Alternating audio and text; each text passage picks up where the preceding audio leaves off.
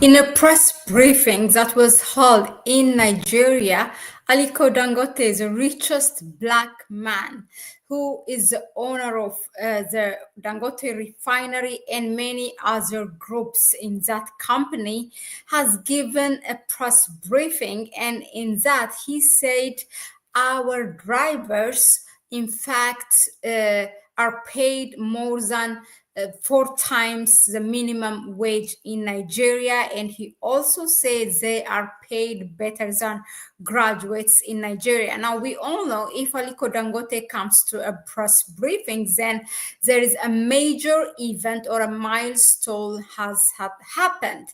So in this briefing, he has said the journey that the Dangote refinery has passed through so far has not been easy. In fact, it's a rough road, I must confess. That those are his words. Now let's listen to the press briefing, and I will reflect on that later on.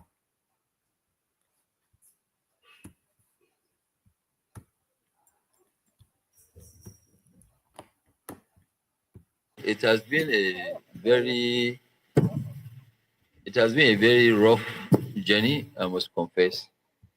It wasn't an easy journey because we came in to change the narrative. We came in to change the system, how things have been done in the downstream. But this is not America. America, when Amazon lands, when they landed, others they actually strategize and they remain in business. But in Nigeria, it's not so, because you have people who are used to rent collection, and so almost we're getting fight all over. We're getting fight from people that they believe we have removed food from their table. But based on us, it's not that we remove food from their table. It's just that we made our country and our continent very proud, because all the countries in Africa, they import petroleum products. Two before were not importing, but right now they've joined the queue. They are importing. All the refineries in South Africa, only one, they've actually destroyed them. They are not, because what they do, they use the international traders, the local marketers and co. They all connive to suffocate any refinery. If I can maybe just remind you, you can see that today the real fight that Trump is fighting India, he has no issues with India. In fact, he was very close to, Modi. But his main fight is about the crude oil of Russia going to India. Because that's the same crude, because that crude is being pegged at 45. So when they refine it, they make a lot of money, and they will take it and look for home for that refined product and go and dump.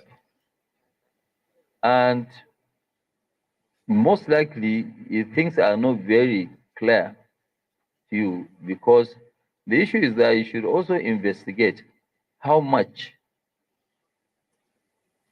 this same gasoline, which is PMS, selling in our neighboring countries, is double.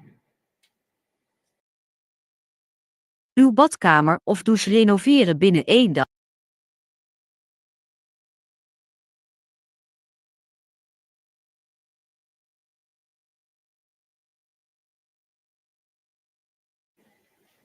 So why is Nigeria very low? Thank you. So Nigeria is very low. And what are we doing? People don't know that, yes, we're actually sacrificing a lot, because the crude we're buying, we're not allowed, the crude for Naira, we're not allowed to sell it. We're only to process it and supply it to Nigeria. And at a time when Mele was there, they were even jacking premium. We have even paid up to $6 premium to Brent, when the Russian one is selling at 20. Okay, so how do you compete with that? That's one. Number two, the infrastructure there is already, it was done, built by government. Our own infrastructure here, we have power here, which is almost 500 megawatts of power, because that's part of the infrastructure. We have the government, they've been very magnanimous. They allowed us to build the 10 lanes road, which will subtract and take that away from our tax for a 3 years period. And we must be very thankful to His Excellency, Mr. President, for allowing that, because the roads that we have around here, there are quite a lot of roads. So, I mean, this place has the most infrastructure in the country. So really, we must actually, thank Mr. President for, doing that. So when you look at all these things, you look at now, we are paying high premium, okay, the Naira crude, because we are not allowed to sell it. We are allowed to only process and sell it domestically. And somebody is bringing this thing from Reliance and Co. in India to take it to Lome. And when they even go to Lome, despite the cheapness of that, they now actually blend it and put chemicals. But because we're normally consuming as fast as we, there's no reserve, no reservoir in the country. Only here we have reserves because we have at any point 500 million liters. So with that, if we're actually going to keep it as reserve, you see that it will actually cake. So they bring that one. When they bring that one, what happens is that they will dump it in our own market. Today, I'm sure some of you are in investigative journalism. You can ask, and you can quote me. The 85% of the fuel, petrol going to Republic of Benin is from the informal sector. 85%. So when you say that 85% of the Republic of Benin's oil, I mean petrol, is from the informal sector, what does that mean? Now it's coming from Nigeria. Without the only next, there is no any body that will go anywhere to import. So that's so smuggling, and I can understand why sometimes people will now fight what we are doing. So these are the drawbacks that we face during this period. But we went ahead, and one of the issues that somebody say, but we sometimes even export a little bit cheaper than the cost that we sell for domestic market. That's not so, because when we were getting suffocated, you sell as crude, you charge as premium, which is still happening today, and then we compete with Russian product.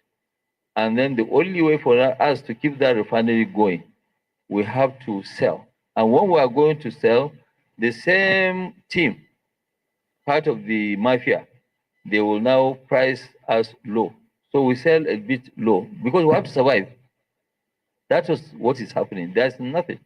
So do we have enough to supply the country? I am still insisting that yes, we do have enough to supply Nigeria. I don't believe there is a difference.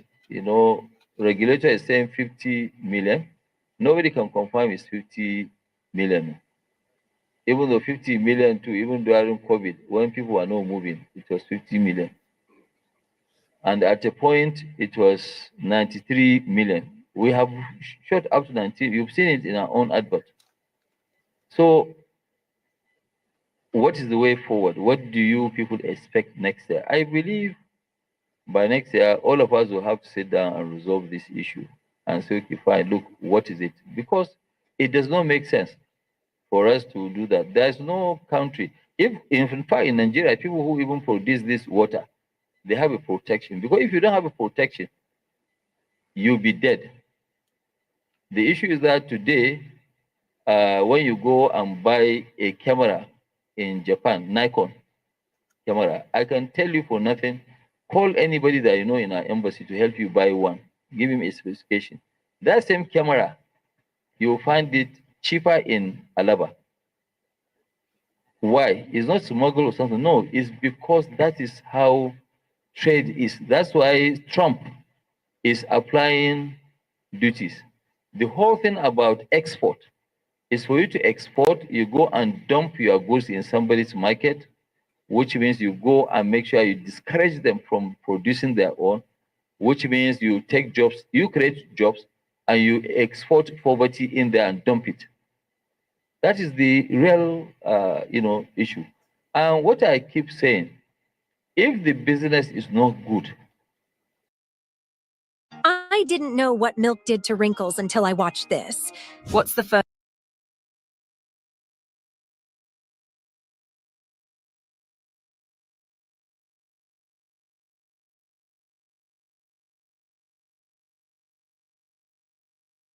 because next year, our even capacity, I believe, will go up to 700,000 barrels, not 650.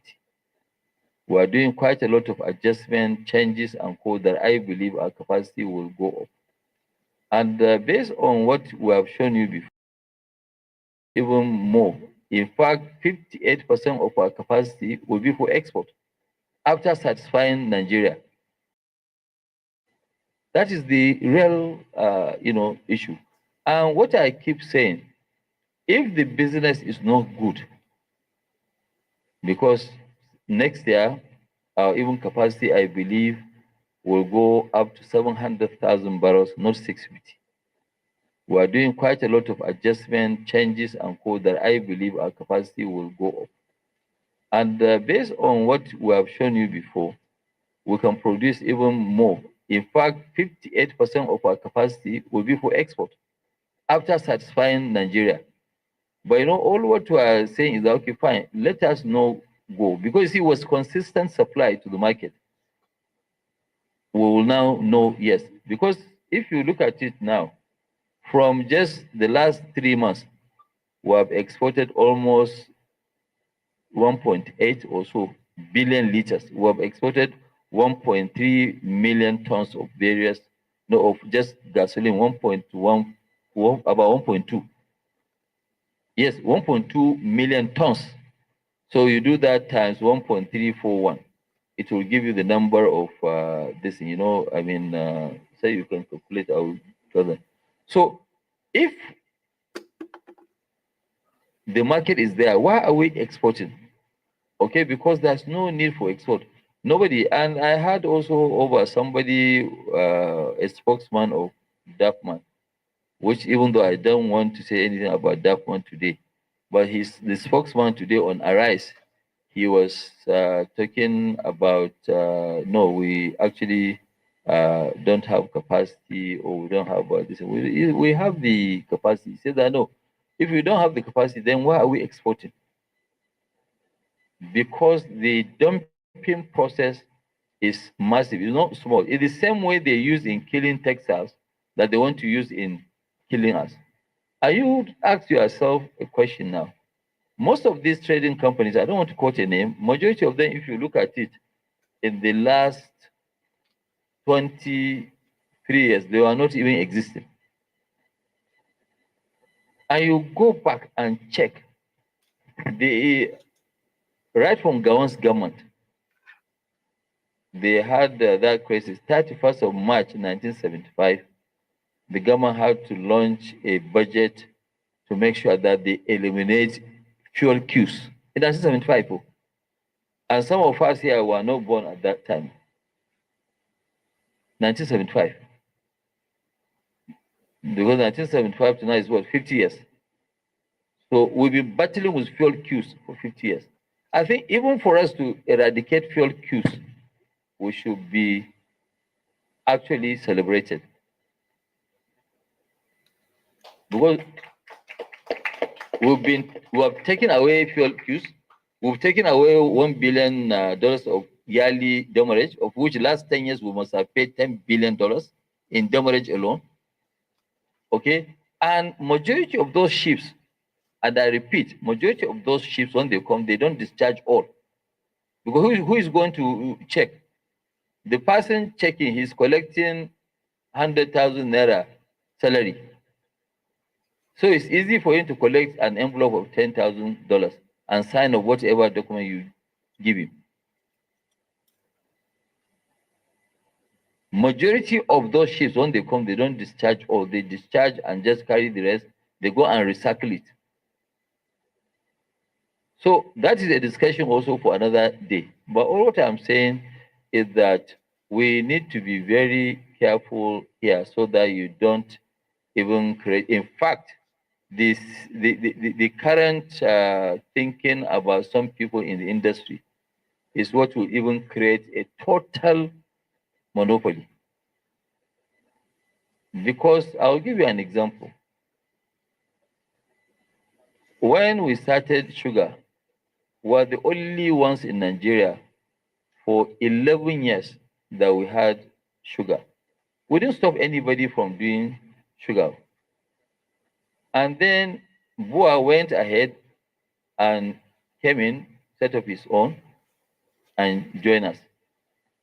Later on, Flour Mills of Nigeria went ahead and set up.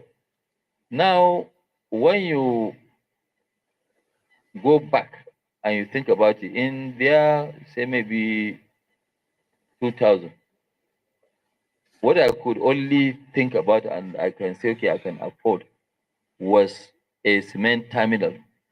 Okay, a cement terminal, that is to import from, we're importing from Indonesia, from Taiwan, from all over the world. And we're importing, Nigeria was number 2 in imports in the world. Assalamu alaikum. With news that the border in Egypt is now opening for aid to come. And President then Obasanjo said, no, please, Aliko, can you come and see me? I went there early morning, he wanted to see me at 6 a.m. I said, no, sir, I'm in Lagos. Give me up to 8 in the morning. I will fly and come and meet you. At 8 o'clock, I was there. I said, okay, Aliko, remove your Dangote cap, put Nigeria's cap. Let's talk. Which I did. And he said, okay, how do we stop this import? Because this import is disturbing me. And as a president, I cannot sit down and see that we're just bombarding Nigeria with imports of cement. We need it, but we have all the ingredients of producing cement. We have the limestone, we have the clay, we have everything. So what do we do? I said, sir, the only way for you to do something, because it is more profitable for us to import. To produce is more difficult. And because we have what? We have a trading mentality. When you have a trading mentality, it's different than an industrial mentality. And trading is not really something that anybody can be proud of, because tomorrow I can decide and pack up that I'm not doing. But when you set up an industry, nobody will set up an industry with 100% of his money. So there are stakeholders you are owing money to. So you have to keep that business going. For you now, banks will be happy, so it will be a circular economy. Everybody will be happy, suppliers, everybody. So going back to cement, that is how Obasanjo now said, okay, fine, go and do it. And in the cement, we are the only ones that believe in the policy. So when we went at first cement plant, when we attempted in 2000, February also, we bought Benue.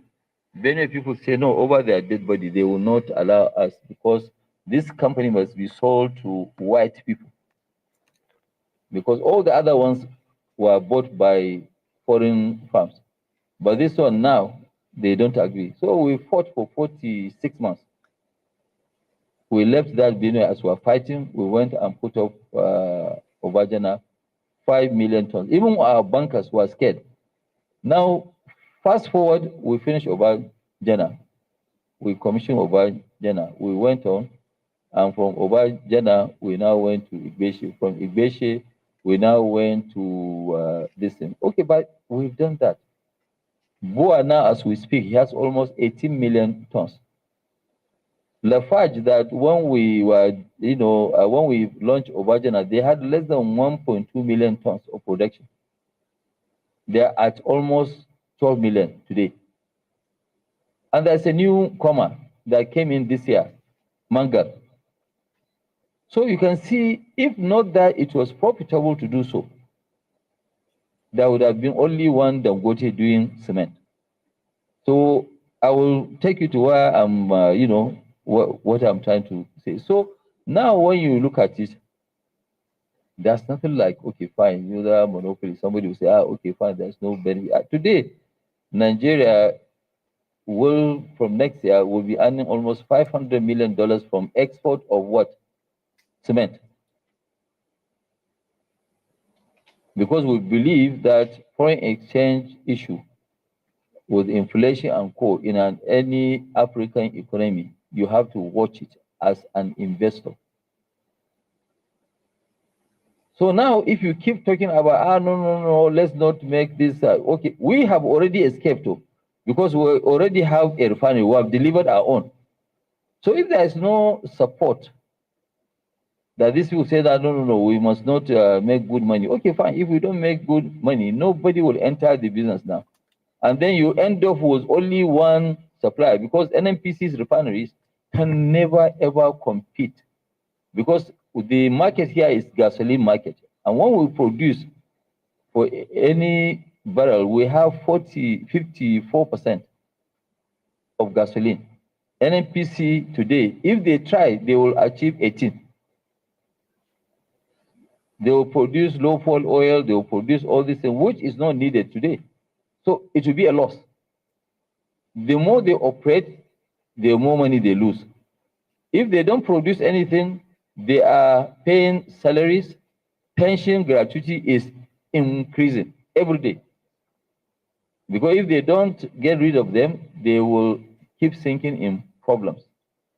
So the best option that I believe, if people now really want this market to open, is to encourage not only us, is to encourage everybody. We did not stop anybody. There are over 30 licenses that were issued. So those people who are making noise, they should also go and put up plants. When they put up plants, then Nigeria will become the biggest hub. Even though now Nigeria is the biggest hub, majority of Europe's supply and US of aviation fuel, we supply because we produce a lot of it. How to stop saying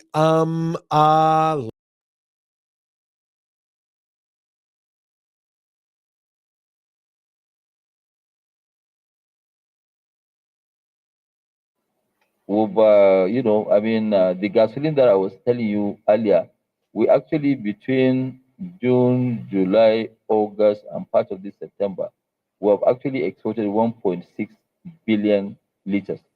Almost, 1.6, 1.8. That is up to this. And this month too, we have more to sell because they are busy importing. So I think it's something that which I think we are not the ones to address the issue, and government is actually going to address the issue. They are looking at it. They are going to address the issue because it's not. It's not about we don't want to also be a monopoly. We want other players in the business, but other players in the business, you cannot come to a soccer field and you want to play cricket. You want somebody. So if they want to play, let them come and play soccer, so that we know that is the same rules of the game, everything. But the other players, they want to play cricket, and cricket really, when you hit the ball, you can hit somebody on the head. So that's this. I hope I've answered your question. But Okay. definitely by next year, I believe we'll have a different story. Nigeria will be the largest exporter of polypropylene in Africa. It will be the largest supplier of this. Yes, and we're not deterred by all this noise and call. We'll call you very soon when we are launching something. We're actually targeting to be the largest fertilizer, urea fertilizer in the world.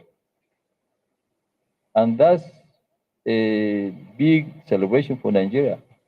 And whether people now come, we will support our government to make sure that we keep creating and generating jobs. And we're generating jobs every day. That's why sometimes, I laugh when, what do you call them? Is it Nupeng. Nupeng. I don't even remember the name. So, you know, Nupeng said no, there will be losses of jobs. Gentlemen of the press, our company did not only buy 4,000 CNG trucks, we bought 10,000, 4,000 tankers, 6,000 dry cargo. Because there are some they carry our coal, some they carry this. So we have them in various places. Because what we are trying to do is that we are trying to modernize this. But you can see how innovative we are, because who is going to lose? Actually, Dangote refinery will lose because we'll lose a big customer. Dangote Cement used to import 40,000 tons every month of diesel. So now they will stop buying from us. They will now go and be using their gas, CNG. And like what I keep saying, we're not going to be deterred. So as soon as people now realize, because those trucks, when they came, the CNG, they didn't cost attention. Because the one that cost attention are the tanks. The tankers are the one that actually cost the attention. But those when they came, now we have already launched almost 4,000. And before end of the year, the remaining 2,000 will arrive. Because even today, we have a ship that brought about 200. Every day they will be arriving. By end of October, all the 4,000 tankers will be here. But by end of November, we'll have total on the road 10,000, I think 250 total. So, but then if you check the news on Thursday, okay, on Thursday, not this Thursday that passed, the other Thursday, that's 11 days ago, NIPCO just doubled the price, more than double, from 230 on CNG, they took it to 500. And this is all part of the game to make sure that, yes, we don't allow Dangote to go this. And what we are saying is that, no, we are trying to make lives of people much easier. How easy do we want to make it? Because we are saying that, no, don't worry. When you are in Damaturu or in Maiduguri or you are in Yanagua, just pay. When you pay, we will deliver to you. You only pay what you receive. So all the risk of stealing, risk of whether accident or whatever, we will take it out of you. And why? Because it's easier now. It's like now, today, you will now go, for some of you that have visited America before, you go to Macy's or you go to Walmart and you go walk in there, you burn your gasoline because you have to go there. You wear and tear of your car, you go there and buy something, you go back home. But today, from your own phone, today I can order something from Amazon. It will be delivered here in Nigeria. They are using DHL, UPS, and all these people. They don't use them anymore. They spend 23 billion to create their own logistic infrastructure. How many times do you go to the gym? 0. If you want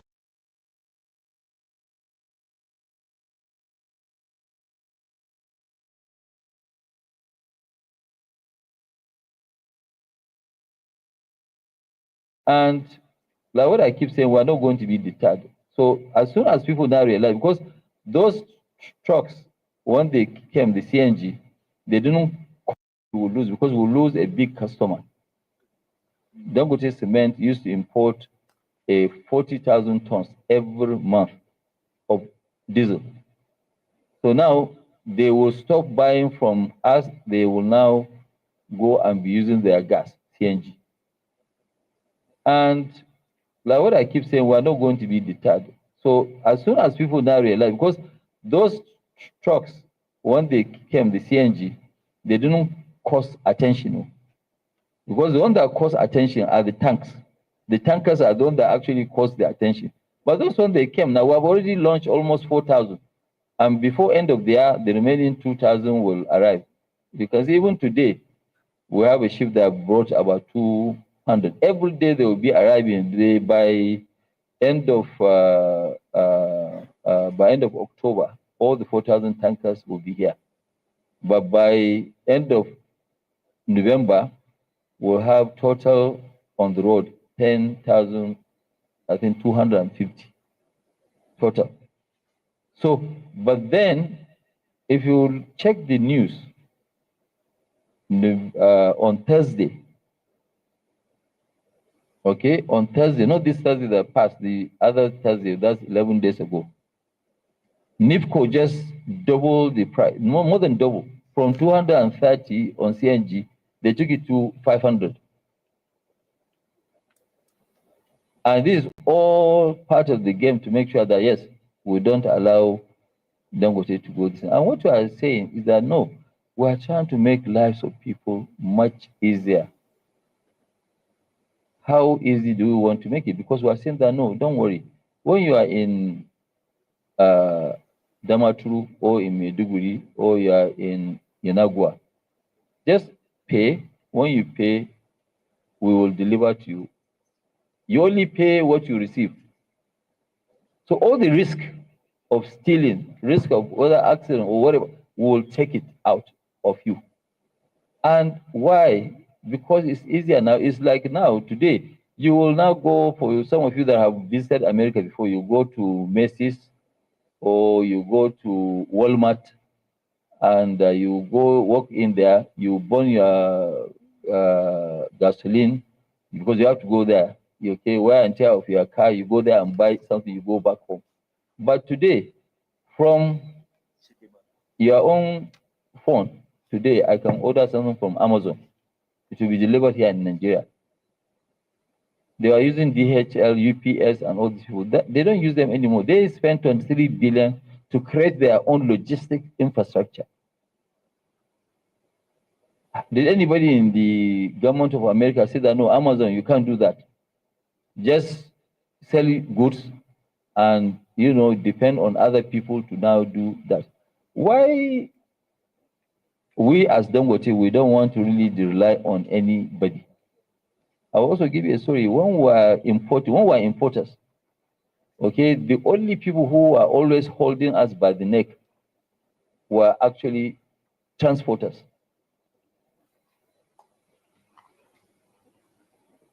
And that is the time now when my brother finished his university in Atlanta. I said that, please start coming back home, buy trucks, come and start. He started with our own this before he became a rich man. So he was our transport manager when we first launched our own trucks. Because we realized that that was the only way. Now we finished everything and somebody now will come and hold your neck. Because if there is no evacuation, what do you do?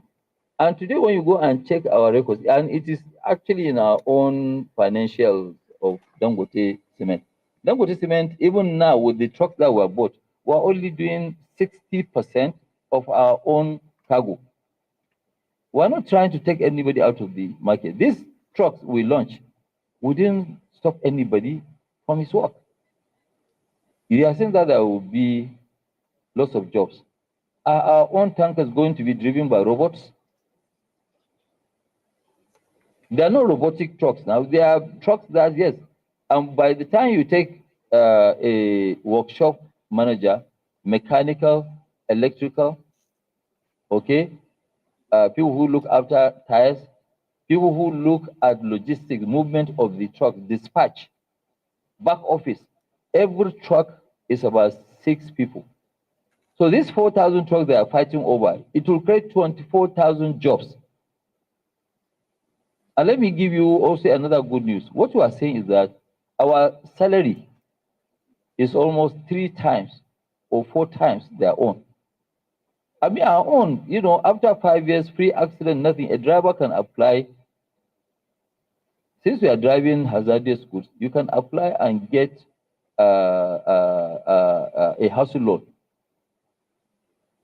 Our drivers earn more than graduates. If you look at what they earn in a month, it's almost 4 times minimum wage.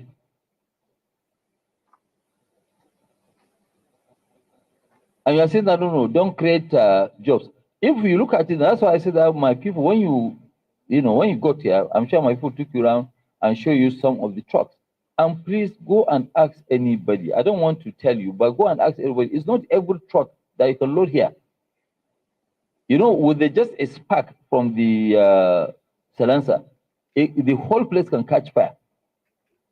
But see, some of them, when they come, we have to manage because we actually don't have trucks. And I can show you, by the time we load Tuesday, Wednesday, Thursday, and Friday, Saturday, Sunday, and Monday, you see the volume will crash because the trucks are not there. They are talking about 30,000 tankers. It is bullshit. Excuse my language. It's not true. Nobody has 30,000. 30,000 where? For where? How? What do they carry? So to actually, ask all these things and say, no, you know what? Let's make even life easy. Okay, because the question of you joining a union, if you look at the act, I think it was section 12, subsection 4 also, it said that it's voluntarily. You have to volunteer to join a union. Even religion is voluntary now. I can't force you to be a Muslim if you are a Christian. You cannot force me to change my religion. I will choose. And if I think I'm doing the wrong thing, tomorrow I will decide I'll move and change to another one. So it is not a question. Nobody will lose any job.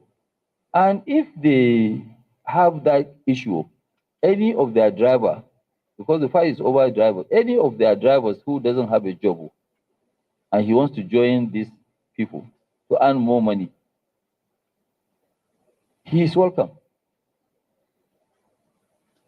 It's not true. There's nobody who has lost his job.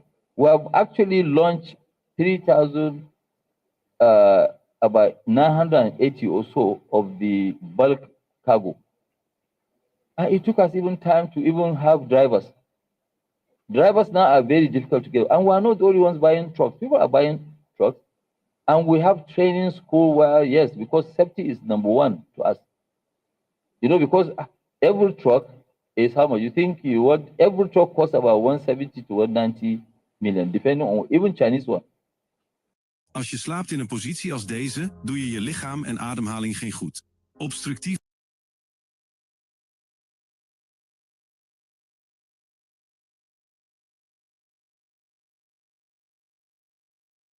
Yes, about 175 to 190 million, depending on what you have in it. So you cannot just now go, because what we have invested, actually, we've invested almost to the tune of 2 trillion naira in terms of trucking. How can somebody now just come and say, no, don't operate, park? Where and how? Nobody will lose his job. We are creating more jobs. We are looking for people now. If you have anybody, please introduce. We are employing drivers. We are employing mechanics. No, it's true. We have now a total of almost 40 or 50 Chinese only to stay here for 3 months and train Nigerians to be able to service this, because we can't afford foreigners. But locals, they can. You see, these trucks that we have, they are like Peugeot. Peugeot, that's why Peugeot was very, very good, was rugged. Any village that you go, when you have a problem, the mechanic in that village can repair it. So that's what these ones are. They don't need much of training. So forget about all this and saying somebody will do. Which job is somebody going to? We are creating 24,000 jobs, minimum. And it's not that we will stop at this one now. Next phase of our this from January, we are looking at even electric vehicles.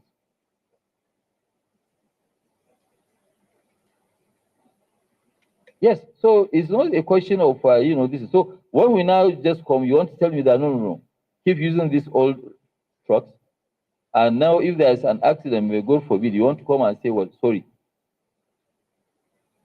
We have to safeguard our own investment. And somebody can even intentionally bring a bad truck to come now and, if we have an accident, at least that can slow us down. We don't want that situation to happen.